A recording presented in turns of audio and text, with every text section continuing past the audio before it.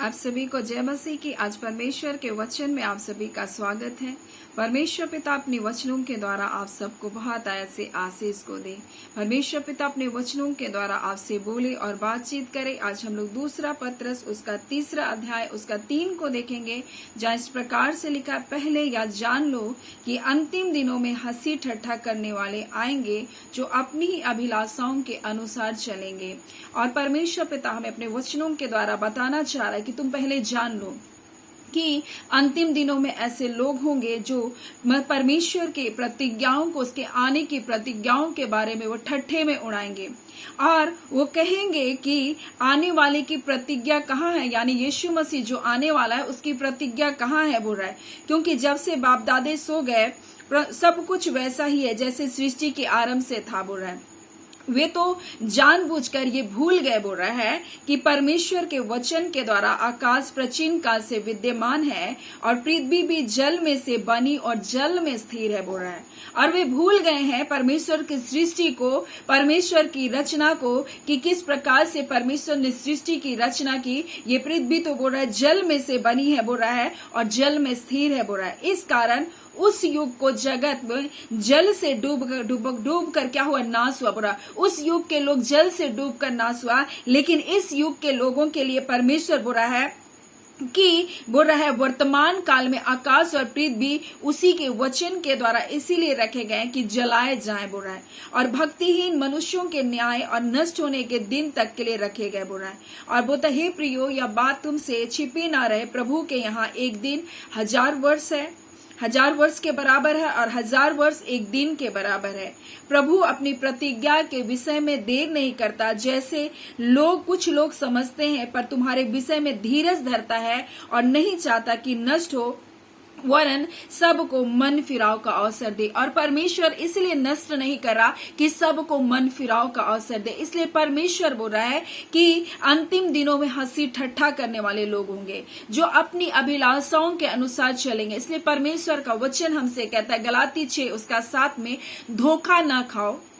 परमेश्वर ठट्ठों में नहीं उड़ाया जाता, लेकिन परमेश्वर बोला अंतिम दिनों में ऐसे लोग उठेंगे और बोलेंगे, कहाँ है आने वाली की प्रतिज्ञा। जिन्होंने कहा था अब तक तो वो नहीं आया, लेकिन वो भूल गए कि ये पृथ्वी को परमेश्वर ने जल से और जल में स्थिर करके रखा है। और पहले के समय में परमेश्वर ने जल प्रलय से पृथ्वी का नाश किया, परंतु इस वर्तमान को परमेश्वर आग के द्वारा नष्ट करेगा। लेकिन परमेश्वर इसलिए अपने चुने हुए के कारण धीरज धर रहा है बोल रहा है। लेकिन परमेश्वर ये भी बोल रहा है कि धीरज तो धर रहा है और ये धीरज धरना तुम्हारे लिए मन फिराव का एक अवसर है बोल रहा है। और परमेश्वर किस धीरज धरने को तुम उद्धार का समय समझ लो, ये तुम्हारे छुटकारे का समय समझ लो, ये तुम्हारे पश्चाताप करने का समय समझ लो, ये तुम्हारे मन फिराने का समय समझ लो। क्योंकि परमेश्वर का वचन कहता है धोखा ना खाना। परमेश्वर ठट्ठों में नहीं उड़ाया जाता, मनुष्य जो कुछ बोता है वही वो काटेगा। और इसलिए परमेश्वर बोल रहा है, क्या तुम नहीं जानते अन्यायी लोग परमेश्वर के राज्य के वारिस नहीं होंगे। बोल रहा है कि धोखा ना खाओ, ना बेस्यागामी, ना मूर्ति पूजक, ना परस्त्रीगामी, ना लुच्ची, ना पुरुषगामी ये परमेश्वर के राज्य में नहीं जा सकते। धोखा मत खाओ, परमेश्वर ठट्ठों में नहीं उड़ाया जाता बोल रहा है। मनुष्य जो कुछ बोल रहा है वही वो एक दिन काटेगा। और अगर हम मनुष्य होकर के घमंड को बोएंगे तो हम पतन को काटेंगे, क्योंकि मनुष्य अपनी बुद्धि पर, अपने ज्ञान पर, अपने धन पर, अपनी ताकत पर, अपनी शोहरत पर मनुष्य घमंड करता है। मनुष्य अपने बल पर घमंड करता है, मनुष्य अपनी पहचान पर घमंड करता है, परंतु एक दिन परमेश्वर बोला जो घमंड करता है उसका निश्चय पतन होगा।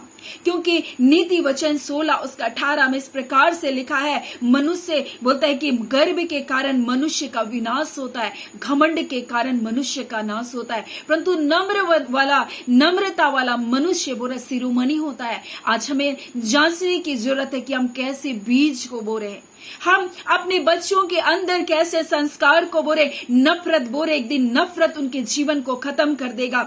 अगर हम बुराइयों को बो रहे हैं तो वो बुराइयां एक दिन उनके जीवन का नाश कर देगा। फिरौन मिस्र का बहुत बड़ा राजा था, उसके तंत्र मंत्र जादू टोने की ताकत इतनी बड़ी थी कि जब मूसा संस्करण कर रहा था वो भी अपनी ताकत को दिखा रहा था।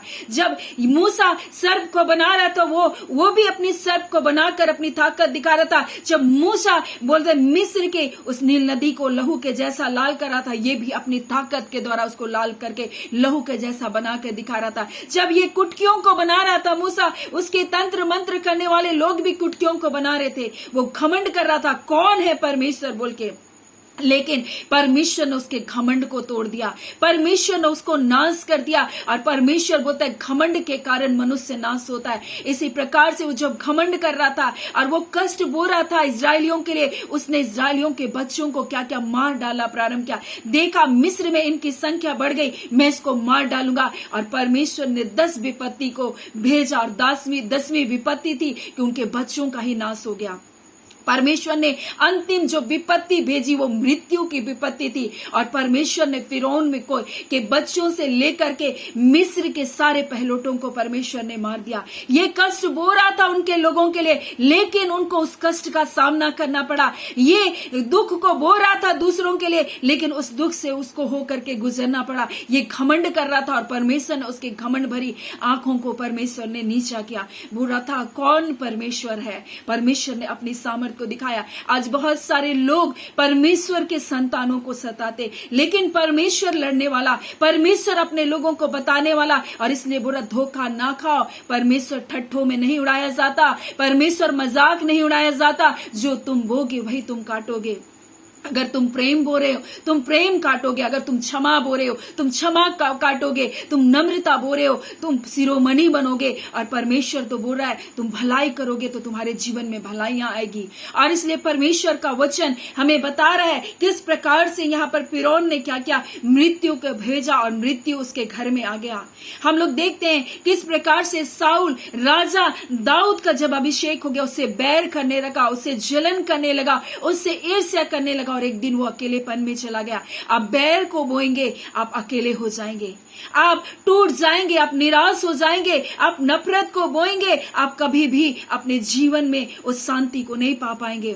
और यहाँ साउल दाऊद के पीछे पड़ा रहा, उसको मारने के लिए, उसको घात करने के लिए उसका पीछा करते रहा, लेकिन दाऊद हमेशा उसको माफ करता रहा।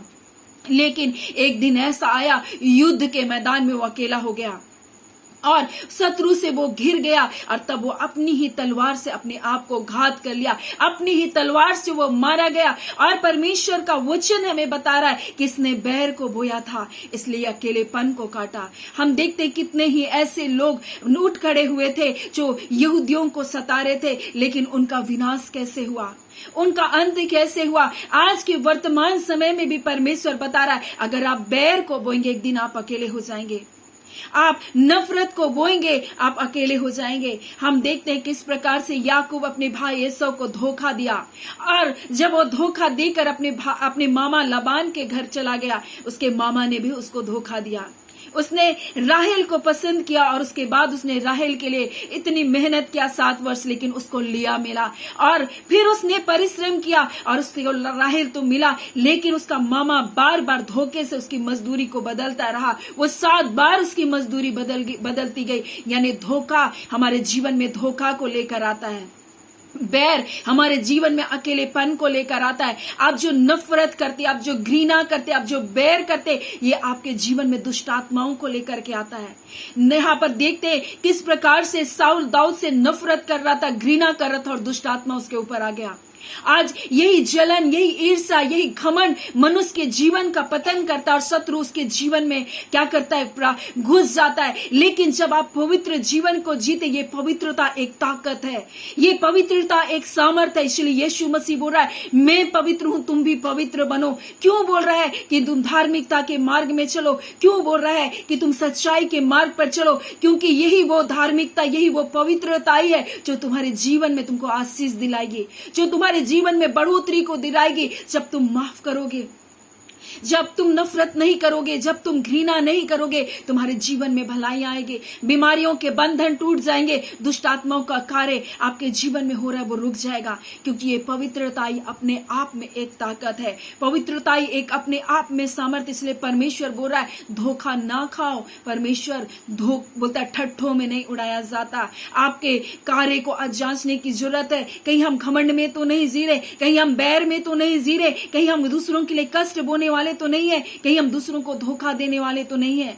और यहाँ पर हम लोग देखते हैं जब बदला लेने का बारी आया यूसुफ का, अपने भाइयों ने उनको धोखा दिया, उसको बेच दिया मिस्र में, लेकिन जब बदला लेने का टाइम आया उसका, वो बहुत प्रभावशाली था, बहुत ताकतवर था, बहुत सामर्थ्य था, बहुत समृद्ध था। उसके भाई उसके नीचे उसके पैरों के तले झुके थे। वो चाहता तो उनसे बदला ले सकता था अपने हुए किए हुए कार्य का, लेकिन उसने बदला नहीं लिया, परंतु उसने क्षमा किया अपने भाइयों को। और परमेश्वर आज हमें अपने वचन के द्वारा बोल रहा है कि मनुष्य बोलता है तुम अंतिम दिनों में ये जान लो, पहले ये जान लो कि लोग हंसी ठट्ठा करने वाले आएंगे और मजाक में उड़ाएंगे, लेकिन परमेश्वर बोल रहा है धोखा ना खाना। परमेश्वर ठट्ठों में नहीं उड़ाया जाता। तुम जो कुछ बोगे वही तुम काटोगे। अगर तुम ठट्ठा उड़ा रहे हो, परमेश्वर भी एक दिन आपका ठट्ठा उड़ाएगा, परमेश्वर भी एक दिन आपका मजाक उड़ाएगा उन स्वर्ग के सिंहासन के सामने। अगर आप उसका इनकार करेंगे, परमेश्वर आपका इनकार करेगा। और परमेश्वर आज अपने वचन के द्वारा हमें एक हिदायत को दे रहा है। आज हमें अपने जीवन को जांचने परखने की जरूरत है। कहीं हम अपने जीवन से तो ऐसे कार्य को तो नहीं कर रहे जो परमेश्वर को ठट्ठे में उड़ा रहा है। क्या हम पाप और बुराई में जाकर परमेश्वर को ठट्ठों में तो नहीं उड़ा रहे? हम सोच रहे परमेश्वर नहीं देख रहा, परमेश्वर मेरे जीवन को नहीं जांच रहा। नहीं, वो परमेश्वर आपको देख रहा है। परमेश्वर आपके कार्य की निगरानी कर रहा है। आप सोच रहे हम अंधेरे में कर रहे हैं और कोई नहीं देख रहा। नहीं, परमेश्वर देख रहा है। आप परमेश्वर को अगर ठट्ठे में उड़ाएंगे, आप जो कुछ बो रहे हैं एक दिन उसी की फसल आप काटेंगे। और एक दिन आप रोएंगे, आप सोचेंगे क्यों ये मेरे जीवन में विनाश आया। तब आप जान पाएंगे कि आपने परमेश्वर को ठट्ठे में उड़ाया, इसलिए आपके जीवन की दुर्दशा हो गई। लेकिन परमेश्वर हमको चेतावनी को दे रहा है कि ऐसे लोग तो आएंगे, पहले तुम जान लो ऐसे लोग तो आएंगे, लेकिन तुम अपने जीवन के लिए सचेत रहना, क्योंकि मनुष्य जो कुछ बोएगा एक दिन वही काटेगा। सो परमेश्वर पिता इन वचनों के द्वारा हम सबको बहुत ऐसे आशीष को दे। आमीन। आइए हम प्रार्थना करें। धन्यवाद देते हैं जीते सच्चे सामर्थ्य मेरे खुदावन परमेश्वर, राजाओं के राजा, प्रभुओं के प्रभु, आदर के योग्य, स्तुति के योग्य, प्रशंसा के योग्य, महिमा के योग्य, पराक्रमी परमेश्वर, स्वर्ग और पृथ्वी के कर्ता, मालिक और स्वामी, हम आपका धन्यवाद करते खुदावन। आप पराक्रमी हैं, अद्भुत युक्ति करने वाले हैं, परंतु आप विलंब से कोप करते हैं प्रभु। इसलिए करुणा करके प्रभु जी आपने पिता परमेश्वर प्रभु जी एक समय को दिया प्रभु जी, ताकि मनुष्य का उद्धार हो, मनुष्य अपने मन को फिरा ले खुदा। ऐसा ना हो कि वो नष्ट हो जाए। आप नष्ट नहीं करना चाहते, आप बचाने के लिए आए, आप मन फिराने का समय दे रहे खुदावन परमेश्वर, ताकि मनुष्य बचाया जाए खुदावन प्रभु। ऐ खुदावन परमेश्वर हम प्रार्थना करते पिता, जितने लोग इन पिता परमेश्वर प्रभु जी इस यूट्यूब फैमिली से जुड़ते, एक एक परिवार को हम आपके हाथों में सौंपते खुदावन। इन अंतिम दिनों में परमेश्वर इन तैयारियों के जीवन को जब जी रहे खुदान, आपका अनुग्रह, आपकी दया, आपकी सुरक्षा आपके प्रिय लोगों के जीवन पर बनी रहने पाए, आपकी कृपा दृष्टि पिता आपके लोगों के ऊपर बनी रहने पाए खुदावन परमेश्वर पिता। आप महान है, अद्भुत है, दयालु है प्रभु जी। और मनुष्य पल पल कई तरह के पापों में गिरता है प्रभु जी, दुर्बल होता है, कमजोर होता है खुदावन, परंतु आपका अनुग्रह भरा हाथ आपके बच्चों के जीवन को उठाए। हाँ पिता, हर एक के पाप और अपराधों को क्षमा कर दीजिए, अनुग्रह कीजिए, दया कीजिए खुदावन, ताकि हम आपके मार्गों पर चल सके, आपको प्रसन्न करने वाला जीवन को जी सके पिता।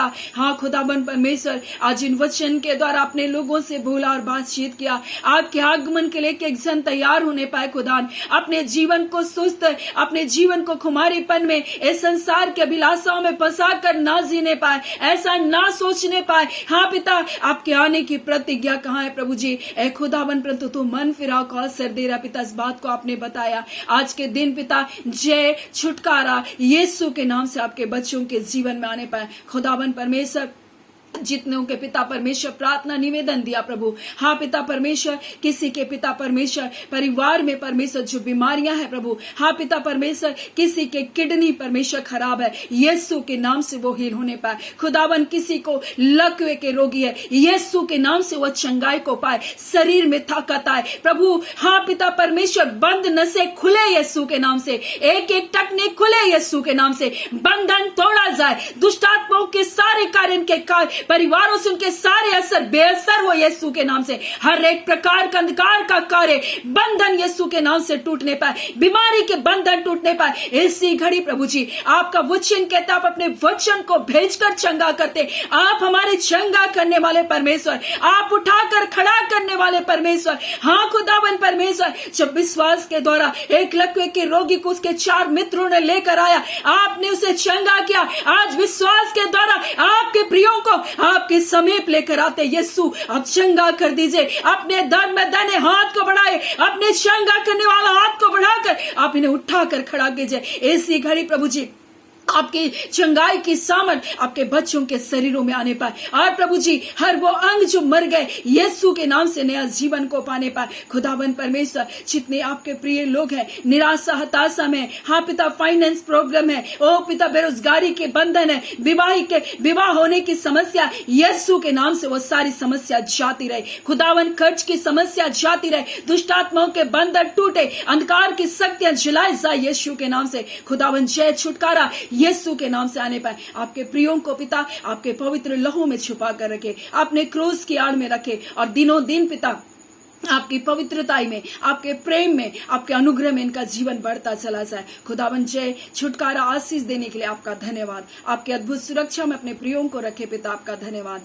सारी आदर महिमा केवल और केवल आपको देते हैं। प्रार्थना हम यीशु के नाम से मांगते हैं, दया सुन अनुग्रह से ग्रहण कर लीजिएगा, आमीन। परमेश्वर पिता आप सबको बहुत ऐसी आशीष को दे, आमीन।